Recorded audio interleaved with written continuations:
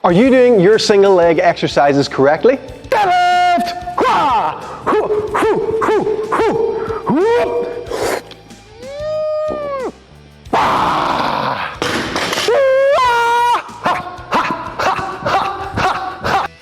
Hi guys, Tom Morrison here, and today I'm going to show you how to know if your single leg deadlifts are actually helping you or making everything worse.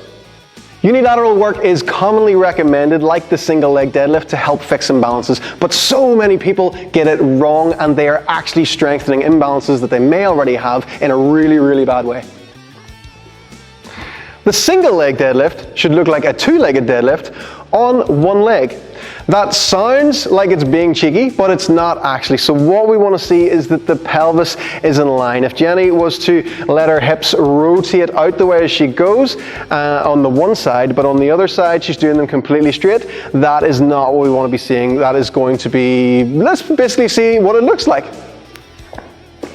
Okay, Jenny, I want you to do 1,000 deadlifts with one foot turned like this.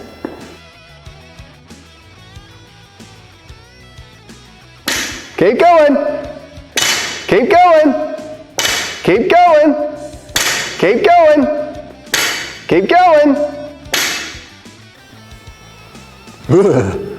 This is how you can end up giving yourself serious back and hip problems over time. What we need to see is that the pelvis is in line. If it is not, then you can do as many reps as you like. You're just going to be twisting yourself completely out of shape over time, and your problems are just going to keep getting worse and worse.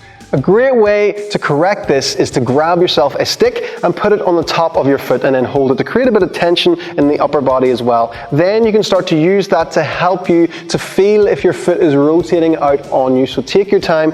Almost imagine you're trying to point your big toe at the opposite side heel, and if you had a belt buckle on, we don't want to be able to see the belt buckle. You're trying to hide your belt buckle from whoever's watching you. Not that anyone should be watching you while you're doing your single leg deadlifts, they should leave you alone. But you should film yourself, because that will give you more feedback, so you can see yourself then if you're twisting, if you're rotating. So you want to make sure that your back is nice and flat as if you were doing a deadlift on this one side, and nothing changes about the pelvis.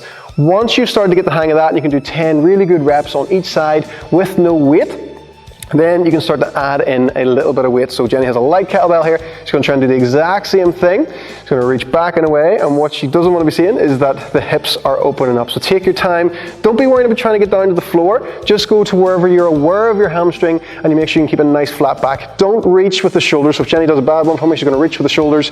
Everything's going to round. Yes, she's touching the floor, but you're not getting the principles of a deadlift, okay? So we want to be using the hips to shift the weight and not reaching with the shoulders. So make sure you can really do this really well before you start to progressively load the movement. Many things can be a factor whenever it comes to this twist and lack of control. Two main things I would say to check would be your internal and external hip rotation, and also your ankle mobility and foot strength. If you want to know how to check those things, please head over to tommorrison.uk and check out the simplistic mobility method.